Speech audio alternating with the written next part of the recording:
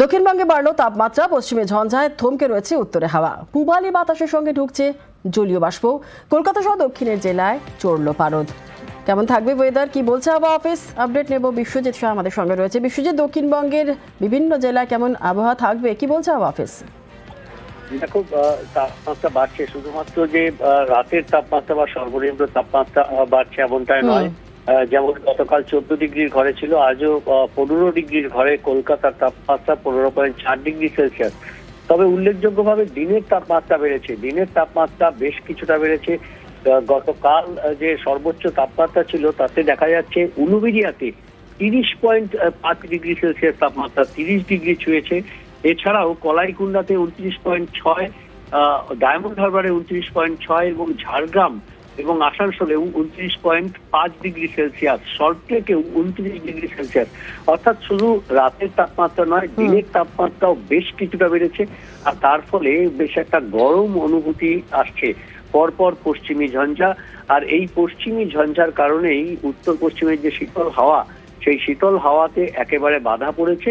আর তাই তাপমাত্রা ক্রমশ বাড়ছে।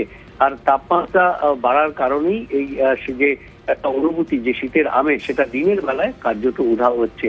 সকালের দিকে হালকা কুয়াশা এবং দিনের বেলায় শীত কার্যত উধাও হবে। কলকাতা এবং সংলগ্ন এলাকায় তো বটেই, জেলার ক্ষেত্রেও একটা প্রভাব পড়ছে, তাপমাত্রা বাড়ছে। তাই দিন ও রাতের তাপমাত্রা একসঙ্গে বাড়াতে এই সমস্যা, অর্থাৎ যে একটা গরমের অনুভূতিটা অনেকটা বেশি হচ্ছে। বেশ, ধন্যবাদ বিশ্বজিৎ। দক্ষিণবঙ্গের আপডেট নিলাম এবং উত্তরের আপডেট আমাদের নিতেই হচ্ছে। পাহাড়ি এলাকায় কনকনে ঠান্ডা, উত্তরবঙ্গের জেলায় জাঁকিয়ে শীত জারি রয়েছে। আর কি বলছে আবহাওয়া অফিস, কেমন রয়েছে আজ সকাল থেকে পাহাড়ের কি ছবি জানবো। পার্থ রয়েছে আমাদের সঙ্গে। পার্থ, সকাল থেকে পাহাড়ে কেমন ঠান্ডা রয়েছে?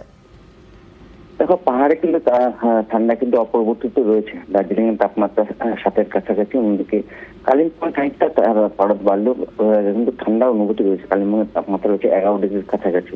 তবে দার্জিলিং এবং কালিম্পং কিন্তু আপনার সকাল থেকে মেলা রয়েছে, বৃষ্টির একটা পূর্বাভাস রয়েছে।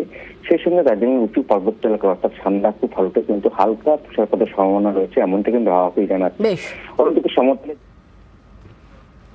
একেবারে ধন্যবাদ।